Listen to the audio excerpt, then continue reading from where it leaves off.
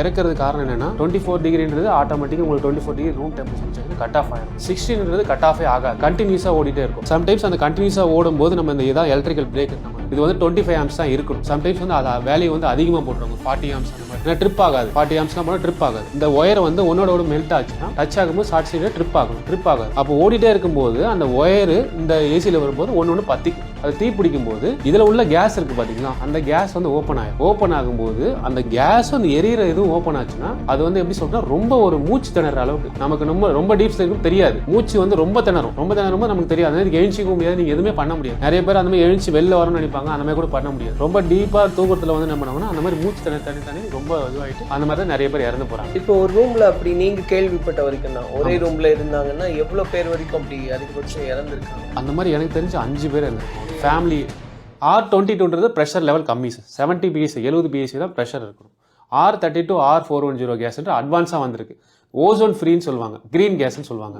அது என்ன விஷயம்னா ஓசோன் வந்து ஓட்டை ஆகுதுன்னு சொல்லிட்டு தான் வந்து R22 பேன் பண்ணுறதுக்காக இப்போ புதுசாக கொண்டு வந்திருக்காங்க. பட் அந்த 22 கேஸ்ன்றது இந்த இப்போ வர கேஸோட பெட்டர். ஏன்னு கேட்டிங்கன்னா அது அவ்வளோ பாதிப்பு கிடையாது உடம்புக்கு. பட் இப்போ வர R32 R410ன்றது ப்ரெஷர் வந்து உங்களுக்கு 2 மடங்கு ஜாஸ்தி. 150 PSI இப்போ வர கேஸு, முன்னாடி இருந்த கேஸ் வந்து 70 PSI. 150 PSIன்னும் போது டபுளாக இருக்குது கேஸ். ஸோ அதே மாதிரி என்ன இது வந்து ஃபயர் ஆகக்கூடிய இது வந்து அதை எரியக்கூடிய வாய்ப்பு வந்து இதில் அதிகம்.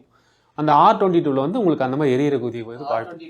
எது சேஃப்டி? முன்னாடி வந்த கேஸ் தான் சேஃப்டி. பட் அது வந்து என்ன கவர்மெண்ட் என்ன பண்ணுறாங்கன்னா அது வந்து ஓசோனுக்கு வந்து நம்ம எது பாதிப்பு இருக்குது அப்படின்றக்காக அதை பேன் பண்ணுறதுக்காக இதை புதுசாக கொண்டு வந்திருக்காங்க. ஆனால் இது ரிஸ்க் அதிகம். இது கொஞ்சம் ரிஸ்க் அதிகம். ஏன்னா அது கிரீன் கேஸ்ன்னு சொல்கிறாங்க.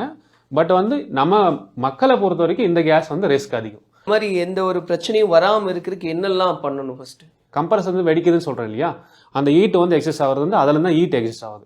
அந்த ஹீட்டை வந்து எக்ஸஸ் ஆகுது இல்லைங்களா, அதுக்கு வந்து பின்னாடி ஒரு காயில் இருக்குன்னா ரேடியேட்டர் காயில். அதை வந்து நம்ம தண்ணி நார்மலாக வந்து வீட்டில் மக்கு ஒரு பக்கையில் தண்ணி வச்சு மக்கை வச்சு தண்ணி ஊற்றினாலே க்ளீன் ஆயிடும், ஆட்டோமேட்டிக்காக ட்ரைன் ஆயிரும். இந்த ட்ரிப்பர் சுவிட்ச் வந்து பார்த்தீங்கன்னா இப்போ வந்து இது 1 டன் ஏசினா இதுக்கு வந்து 20 ஆம்ஸ் 25 ஆம்ஸ் தான் போடணும். ஸோ 40 ஆம்ஸ் சுவிட்ச் போடுவாங்க, 40 ஆம்ஸ் சுவிட்சின்னு போடுவாங்க. அது வந்து 2 டன்னுக்கு 3 டன்னுக்கு ஏசிக்கு போடுறது. ஸோ நிறைய பேர் என்ன அடிக்கடி போடக்கூடாது. ஏன்னு கேட்டிங்கன்னா இப்போ 25 ஆம்ஸ்ன்றது இந்த ஏசியோட மேக்ஸிமம் வேல்யூ 25 ஆம்ஸ் தான். ஸோ அது வந்து உங்களுக்கு இதுக்கு மேலே அந்த 25 ஆம்ஸ் மேலே போச்சுன்னா ட்ரிப் ஆயிரும். ஸோ 40 ஆம்ஸ் போட்டுருவாங்க. நிறைய பேர் ட்ரிப்பே ஆகாதுன்றதுக்காக ஒயரை டைரெக்டாக கொடுத்துருவாங்க, ஸ்டெபிளைசர் போட மாட்டாங்க. ஸ்டெபிளைசர் எதுக்காகனா லோ வோல்டேஜ் வந்தாலும் கண்ட்ரோல் பண்ணணும், ஹை வோல்டேஜ் வந்தாலும் கண்ட்ரோல் பண்ணணும். Stabiliser compulsory. எல்லா ஏசிக்குமே கம்பல்சரி ஸ்டெபிளைசர் போகிறது பெட்டர்.